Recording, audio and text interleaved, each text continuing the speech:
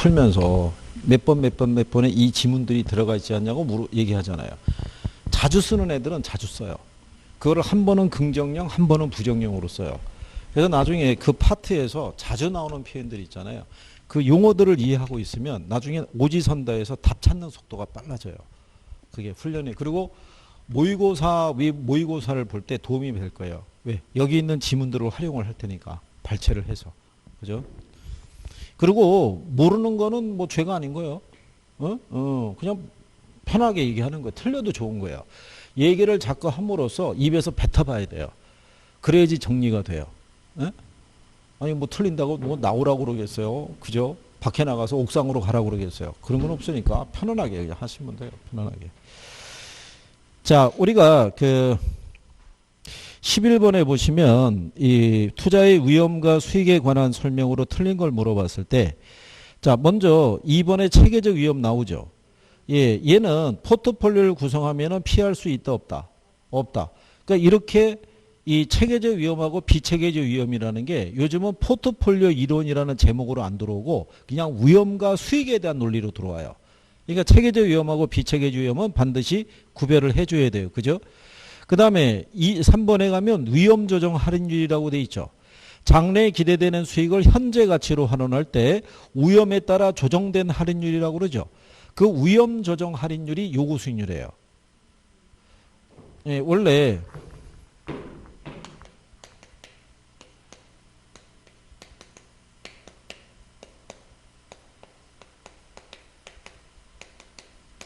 무위험률과 위험 할증률이 가산이 된 애를 위험 조정률이라고 그래요.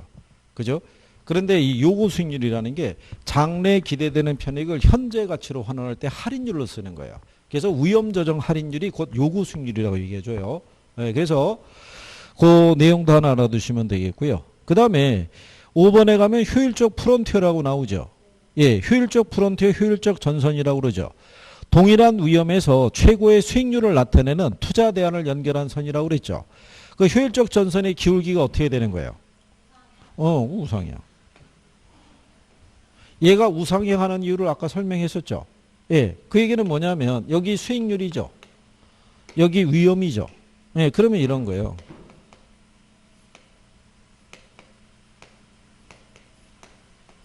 표준 편차가 2%일 때 B하고 C가 있으면 우리 뭐 선택하겠어요? 얘가 수익이 더 크겠죠. 그렇잖아요. 그죠? 그 다음에 D하고 E가 있으면 뭐를?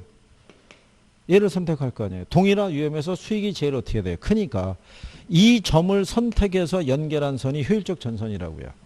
이게. 그래서 왜 기울기가 우상향하느냐? 주어진 위험에서는 더 이상의 수익률을 올릴 수 없기 때문에 우상향하는 기울기를 갖는다 이런 얘기예요. 그리고 이제 12번에 가게 되면 평균 분산 지배원리 아시죠? 평균 분산 지배원리라는 게 무슨 말이에요?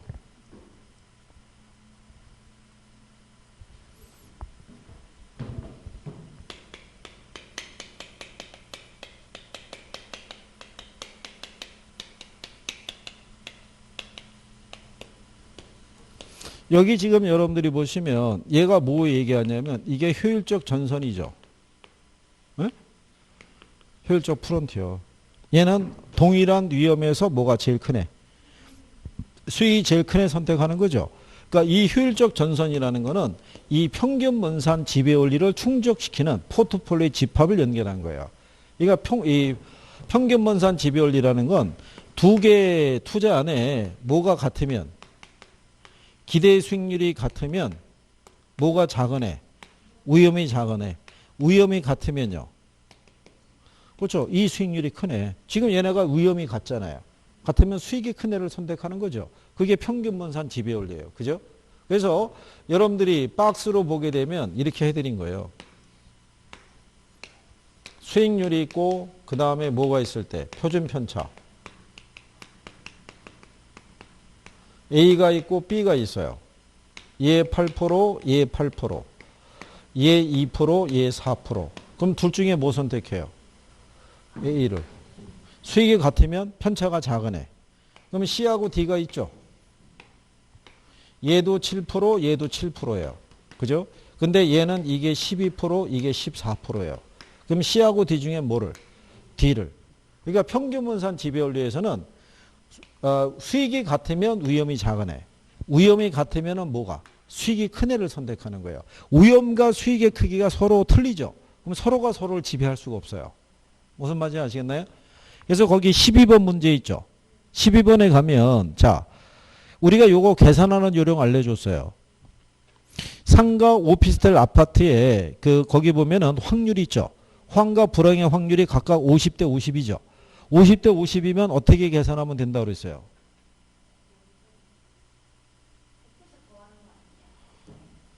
그렇게 해맑은 표정으로 이게 틀린 답을 얘기할 수도 있는 거예요. 그죠? 예. 그게 아니라 두 개를 뭐 해서 더해서 나누기 하면 되는 거예요. 산술평균.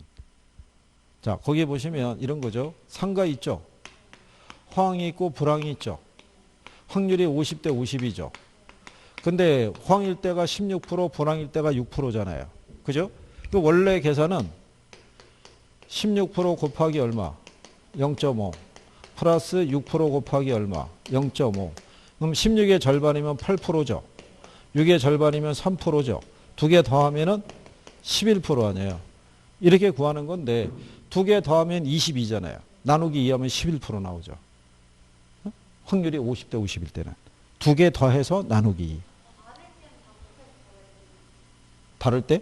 아니 지금 이 조건을 물어보고 있잖아. 그렇지? 보니까 박찬호 은근히 고집 세네. 야, 남친 저기 잘못 걸리면 죽겠다, 야. 그지? 그 다음에 거기 보시면 오피스 있죠? 오피스는 얼마예요? 12하고 4죠? 그렇잖아요. 그 다음에 아파트는 8하고 2가 되죠? 그러면은 얘네 기대 수익률이 얼마야? 얘는 11%죠? 같은 조건으로 얘는 몇 프로? 8%. 얘는 몇 프로? 5%. 그렇죠? 그러면 여기 표준 편차 있죠? 표준 편차라는 거는 기대 수익하고 실현 수익의 차이예요. 지금 11%가 기대 수익률인데 투자해 봤더니 결과가 16% 나왔어요. 그러면 11하고 16의 차이는 5. 6하고 11의 차이는 편차가 5%라고요. 얘는 8이죠. 8하고 12의 차이는 4. 4하고 8의 차이는 얘는 편차가 4%. 얘는 편차가 3%예요. 그죠? 그러면 여기 보시면 자 마지막 지문에 보면 평균분산 지배원리를 기준으로 볼 때 상가가 아파트를 지배한다고 해놨죠. 근데 여러분들이 보시면 상가의 수익률하고 표준편차, 아파트의 수익률과 표준편차의 크기가 서로 틀리잖아요. 서로가 다르면 서로가 지배할 수 없는 거예요. 무슨 말인지 아시겠어요? 그래서 5번이 틀린 거라는 거예요. 평균분산 지배원리를 기준으로 할 때 아파트가 상가가 아파트를 지배한다면 틀리는 거예요. 서로가 서로를 지배할 수 없다는 거예요. 그 내용 이해하시겠어요?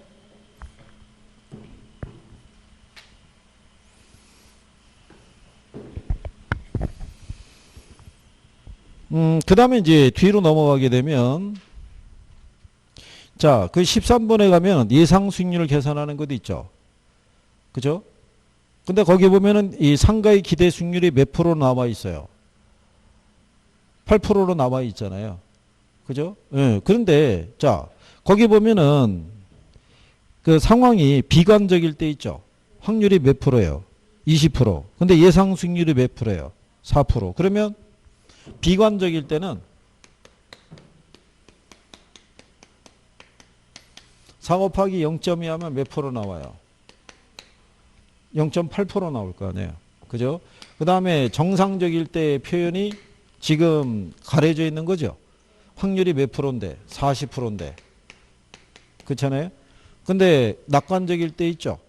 거기 보면은 자, 확률이 40%죠. 네. 근데 얘가 몇 프로예요? 10%. 그럼 얘가 몇 프로예요? 4%란 얘기죠. 그런데 얘네들을 합한 게 지금 8%라는 거예요. 그렇죠? 그럴 때 그러면 현재 얘네가 4.8이잖아요. 그럼 남는 게 3.2%잖아요. 얘가 3.2가 나오려고 그러면 어떻게 돼요? 얘가 8% 나와야죠. 3.1을 0.4로 나누면 8 나와요. 그렇잖아요.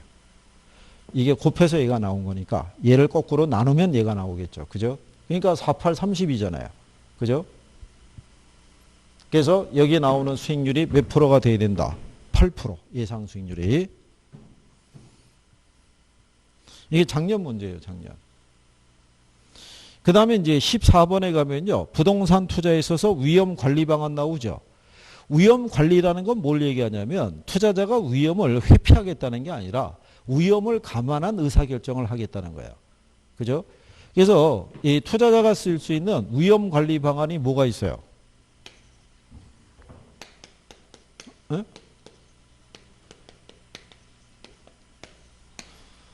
자, 여기를 우리가 이제 찾아내기 위해서 제일 먼저 이렇게 생각해 보는 거예요. 우리는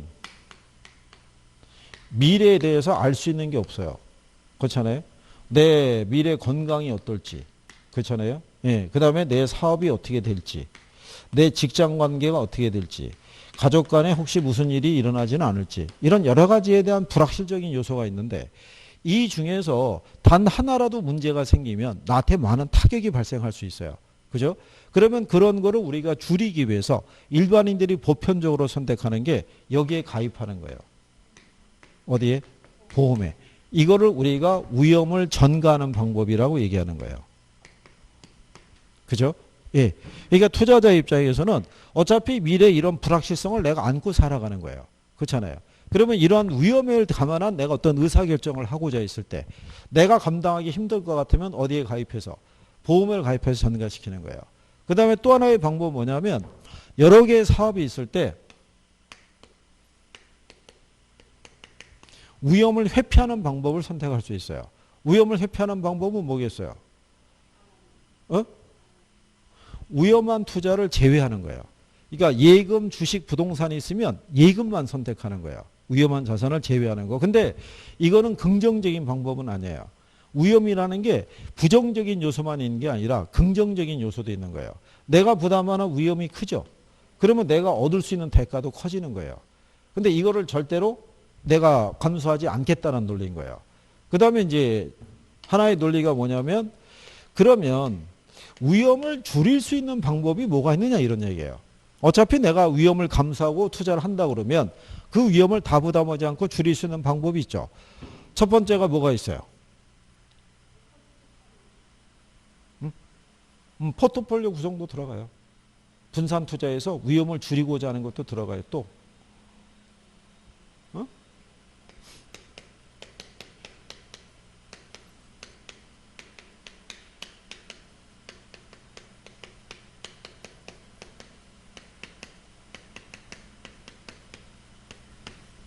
보수적인 예측에 의해서 기대 수익률을 뭐 한다는 거예요.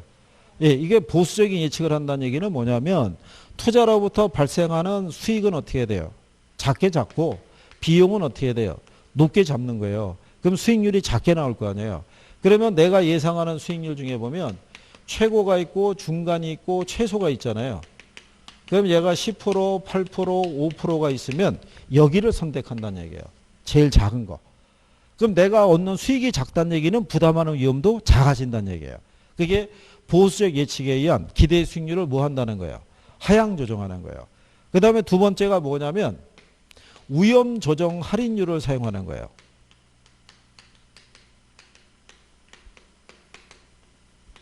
위험 조정 할인율이 아까 뭐라고 그랬냐면 요구 수익률이라는 거예요. 그러니까 내가 부담하는 뭐가 커지면 위험이 커지면 거기에 대한 대가를 요구해야 되겠죠. 예, 그 얘기는 뭐가 커진다는 얘기냐면 요구 수익률이 커진다는 얘기예요. 그래서 이 요구 수익률을 뭐를 해서 상향 조정해서 대체하는 거예요. 이게 좀 더 보수적인 판단을 할 수 있어요. 투자 가치 측정할 때는. 그래서 이런 거 알려고 그러면 투자 가치하고 시장 가치 관계도 알아야 돼요. 그죠? 이거 시험에 나온 거예요. 상향 조정인데 하향 조정이라고. 어? 무슨 얘기인지 알겠어? 어?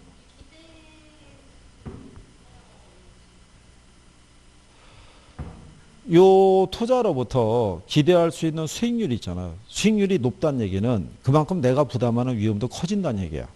그러면 기대 수익이 여러 개가 있을 때는 수익이 가장 작은 거를 선택함으로써 내가 부담하는 위험을 줄이겠다는 얘기고, 그 다음에 이거는 무슨 얘기냐면 우리가 투자 가치하고 무슨 가치를 배웠냐면 시장 가치를 배운 거예요.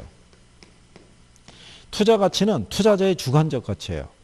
이 투자 가치를 계산할 때는 투자로부터 예상되는 수익이 있죠. 이거를 투자자의 요구 수익률로 할인해서 구해요. 네? 자, 그랬을 때 여기 이 부동산이 하나가 있는데 이 가치가 얼마짜리로 나와 있냐면 가령 예를 들어서 얘가 4억의 매물이 나와 있어. 근데 내가 생각할 때는 여기다 투자하면 투자로부터 예상되는 수익이 5천이야. 근데 요구 수익률이 10%예요. 그러면 내가 볼 때는 얘는 5억의 가치가 있어. 그런데 시장에서 매물이 4억에 나와 있다는 얘기는 요거는 위험을 감수하고 투자할 만한 거예요. 내가 볼 때는 그 이상의 가치가 있는데 싸게 나와 있으니까. 무슨 말이겠네? 근데 이 수익을 올리는 과정에서 위험이 커지면서 내가 요구하는 수익률이 커진 거예요. 그래서 얘가 20%가 된 거예요. 그렇죠? 그러면 얘가 얼마가 나오냐면 2억 5천밖에 안 돼요. 그러면 내가 볼 때는 2억 5천 정도의 가치밖에 없는데 시장에 매물이 4억에 나와 있잖아요. 그럼 나 여기 굳이 위험을 감수하고 투자할 일이 없는 거예요. 그러니까 내가 투자의 판단을 조금 더 보수적으로 할 수 있는 거예요. 무슨 말인지 아시겠어요? 이게 뭐 할 때 쓰는 거냐면 주식시장에서 투자 종목을 선택할 때 쓰는 거예요. 상대적으로 왜 저평가된 기업이 있잖아요. 걔들의 주가 있잖아요. 그거를 분석을 해서 얘가 상대적으로 저평가되어 있다면 거기에 투자한다는 얘기예요. 거기에. 근데 내가 볼 때는 상대적으로 과대평가된 기업의 주식엔 투자해봐야 잘못하면 손실을 입을 가능성이 크죠. 그렇죠? 그래서 거기 4번에 위험관리 방법으로 요구 수익률을 하향 조정하고 그래서 틀린 거예요. 상향 조정하고. 네. 그래서 이제 5번에 보면 위험을 회피하는 방법으로 투자의 부적격 자산을 투자 안에서 뭐 한다는 거예요. 제외시킨다 이런 얘기죠. 네. 그리고 이제 뒤로 보시게 되면 15번에 투자의 위험 분석에 관한 걸 물어봤을 때요. 자, 1번에 보면 일반적으로 위험과 수익은 무슨 관계에 있다? 예, 비례 관계에 있다라고 얘기를 해요. 평균 분산 결정법이 있죠. 기대 수익률의 평균과 분산을 이용해서 투자 대안을 선택하는 방법이겠죠. 위험과 수익의 크기를 비교해서 보수적인 예측 방법은 투자 수익의 추계치를 하향 조정함으로써 미래에 발생할 수 있는 위험을 상당수 제거할 수 있다는 가정의 근거를 두고 있다 이런 얘기죠. 무슨 말인지 하시겠나요? 그 다음에 위험 저구정률을 할인율을 적용하는 방법이 있죠. 장래에 기대되는 소득을 현재 가치로 환산할 때 위험한 투자일수록 낮은 할인율을 적용한다 그래서 얘가 틀린 거예요. 위험한 투자일수록 높은 할인율을. 이해하겠나요?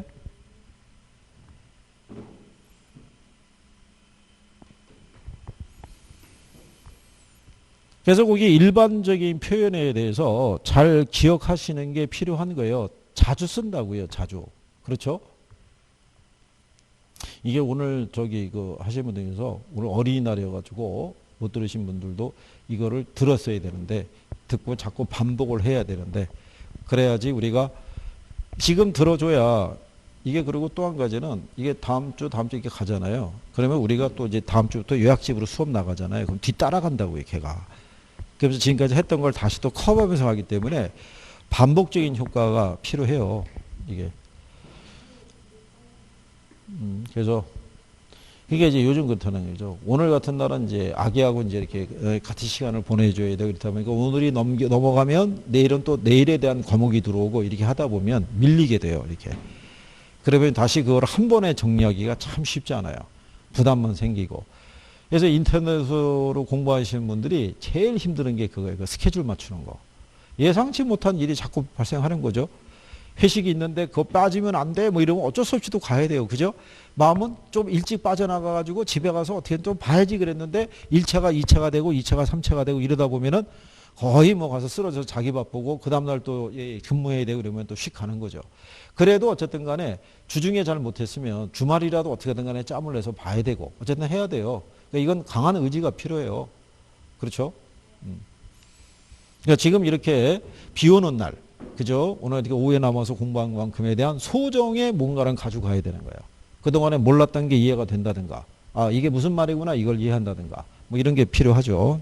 야, 기억을 해 두시고요. 예, 그 다음에 그 16번에 가면은 기대 수익률과 위험에 대한 거 물어보죠. 자, 1번에 보면 투자안이 채택되기 위해서는 요구 수익률이 기대 수익률보다 커야 된다. 기대 수익률이 커야 되잖아요. 근데 그거를 내가 이해하면 이렇게 문장이 나올 때 판단할 수 있는 속도가 빨라지는 거예요. 그게 그 다음에 거기 보시면은 3번에 투자자가 위험을 회피할수록 위험과 수익의 관계를 나타내는 투자자의 무차별 곡선의 기울기는 완만해진다라고 해놨죠. 틀리죠. 아까 이렇게 해놨잖아요. 이렇게 기울기가 급할수록 위험을 회피하는 사람, 자기가 부담하는 위험 대비 높은 대가를 요구하는 사람, 기울기가 완만할수록 위험을 추구하는 사람이라고 그랬죠. 부담하는 위험 대비 높은 대가를 요구하지 않으니까. 그러니까 위험을 회피할수록 무차별 곡선의 기울기는 가파라지는 거예요. 무슨 말인지 이해하시겠나요? 그래서 여기가 Y축이고요. 여기가 X축이라는 거예요. 여기가 수익률, 여기가 표준편차. 그 다음에 우리가 아까 위험과 수익의 상세관계라고 배웠죠. 위험과 수익의 상세관계라는 게 뭐예요?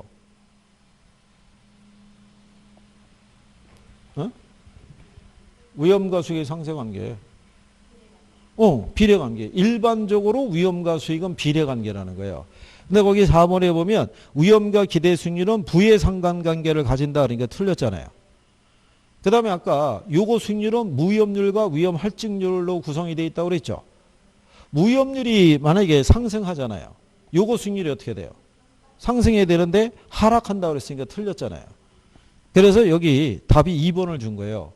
평균 분산 지배 원리에 따르면 A 투자안과 B 투자안의 기대 수익률이 같은 경우 있죠.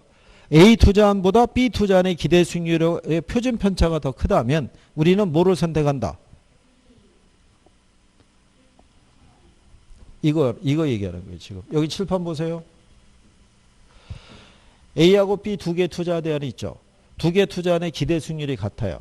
근데 B의 표준 편차가 A의 표준 편차보다 크죠. 그럼 우리는 A를 선택한다는 거예요. 그 문장이 두 개 투자안의 기대 수익률이 동일하면 표준 편차가 작은 거를 선택한다는 표현인 거예요. 그죠? 이해하시겠어요? 그거를 문장을 읽고 빨리 내가 판단하려고 그러면 이게 맞다 틀리다가 내가 이해가 돼야 된다고요. 그렇겠죠? 그래서 16번의 답을 2번을 준 거예요. 그죠? 예. 그 다음에 17번에 보면요. 포트폴리오에 관한 설명으로 틀린 걸 물어봤죠. 그렇죠? 자, 여러분들이 상관계수 아시나요? 상관계수.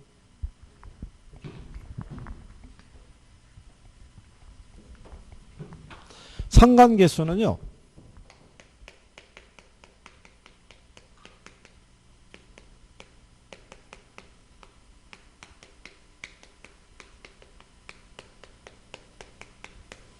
마이너스 1에서부터 1까지 존재한다 그랬어요. 그죠? 얘가 마이너스 1이라는 의미는 뭐예요?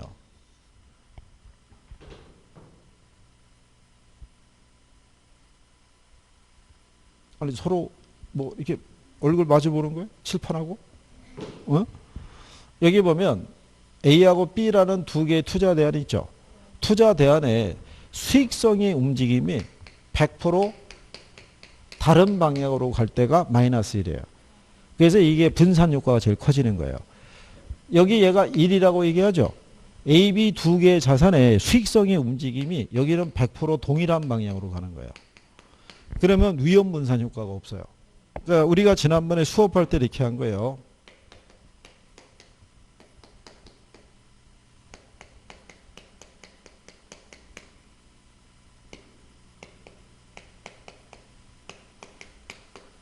소주하고 맥주 있죠.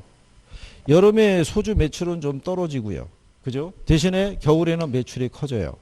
맥주는 여름에 매출이 커지고 겨울에는 매출이 부진해요. 그죠? 그럴 때 이 한쪽에만 투자하는 것보다는 두 개를 같이 투자를 하게 되면 여기서 발생하는 손실을 여기서 발생하는 수익으로 상쇄시켜 갈 수 있고 여기서 발생하는 손실을 여기서 발생하는 수익으로 상쇄시켜 갈 수 있죠. 그러면 연중 안정적인 수익을 기대할 수 있잖아요. 그죠? 그럴 때가 이 효과가 커진다는 얘기예요. 수익성의 움직임이 반대 방향으로 갈 때. 이 자산에 각각 분산 투자하면. 그런데 여기 C가 있는데 얘가 청량음료라고요. 청량음료는 위험과 수익의 움직임이 맥주하고 같은 방향으로 가잖아요. 그렇잖아요. 이런 분산 효과가 있어요, 없어요? 이렇게 같은 방향으로 가는 애가 1, 반대 방향으로 가는 애가 마이너스 1. 근데 100% 반대 방향이면 마이너스 1, 100% 같은 방향이면 플러스 1인 거예요. 그래서 1일 때만 분산 효과가 없어요. 100% 똑같으니까. 그러니까 1만 아니면 효과가 있는 거예요.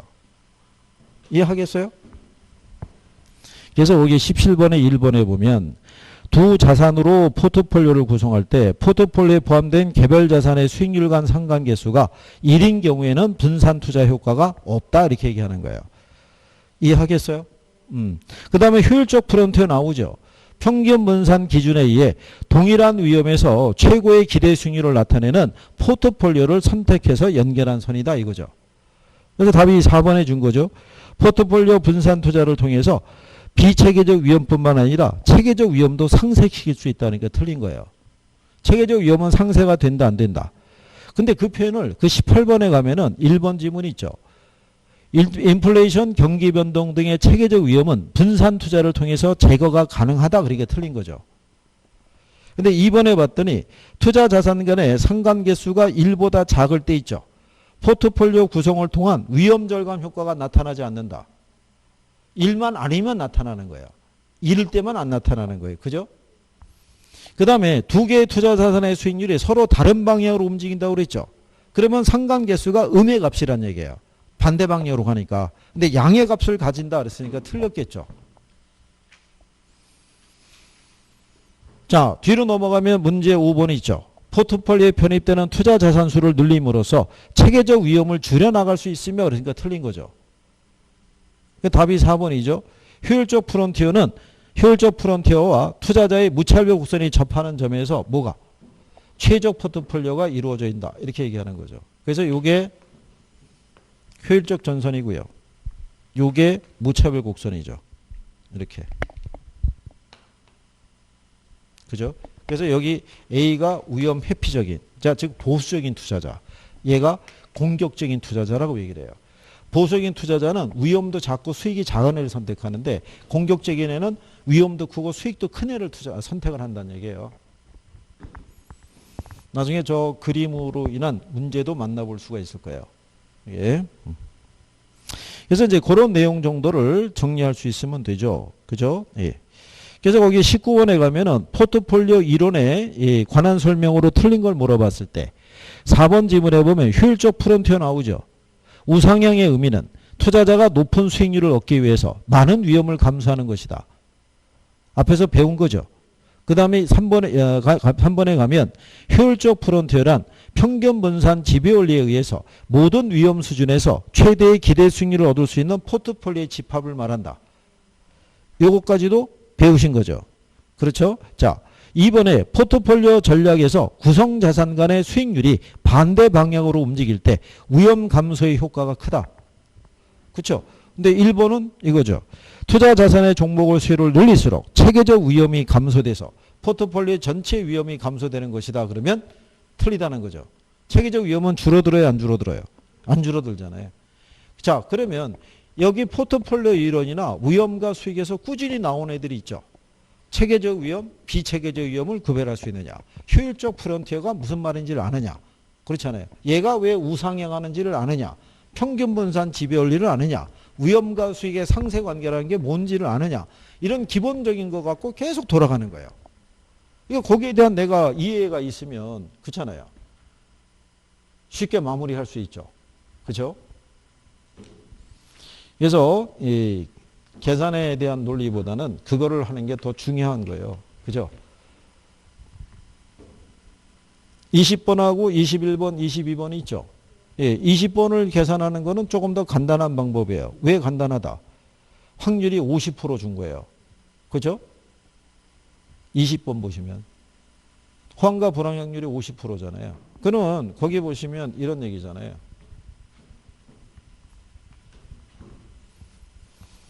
원래는 A를 계산하게 되면요. 호황일 때 확률이 몇 프로예요? 수익률이. 6%죠.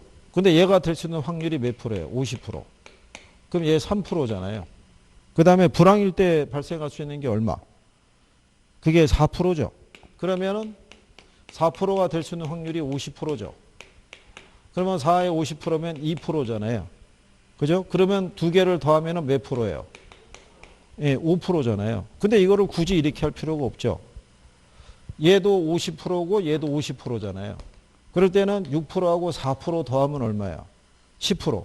나누기 2 하면 뭐 5% 나오는 거죠. 그죠? 근데 얘 투자 비중이 몇 프로냐면 20%잖아요. 그러면은 5% 곱하기 0.2 하면 되죠. 그럼 얘 1% 나온다고요. 그죠? A라는 자산에서. 그 다음에 B라는 자산을 계산할 때 8하고 4를 더하면 얼마야? 12%잖아요. 그죠? 근데 12%에서 12%가 차지하는 비중이 50%잖아요. 그럼 여기서 나올 수 있는 게 몇 프로? 6%죠. 그 다음 마지막에 나오는 게 10하고 2니까는 걔도 12%죠. 예, 12%의 얘가 12%의 절반이니까 6%죠. 6%의 절반이니까 얘가 3%. 그 다음에 얘도 12%니까 절반이면 6% 나오겠죠. 예, 이게 차지하는 비중이 몇 프로? 이게 50%고 얘가 30%군요. 30%니까 얘는 1.8%. 6에다 5%니까 얘가 3%. 그래서 다 더하면 얼마겠어요? 5.8% 나오겠죠. 그죠? 그러니까 이게 확률이 몇 대 몇일 때? 50대 50일 때만 할 수 있는 거예요. 이 확률의 값이 달라지면은 제한된 시간 안에 푸는 게 쉽다, 어렵다? 어렵다는 거예요. 그렇죠? 한번 21번, 22번은 한번 염수 삼아서 해보시고, 다음 시간에 오시면 이제 155페이지서부터 금융까지 가시게 될 거예요. 그리고 마지막에 개발 간평하고 마무리할 수 있을 거예요. 이게 지금 이렇게 보면은 민법하고 같이 있잖아요. 같이 있어서 되게 남은 게 많아 보이는 착각을 일으킬 수가 있는데 실상은 그건 아니라는 거죠. 분량을 오늘 조금 줄인 거죠.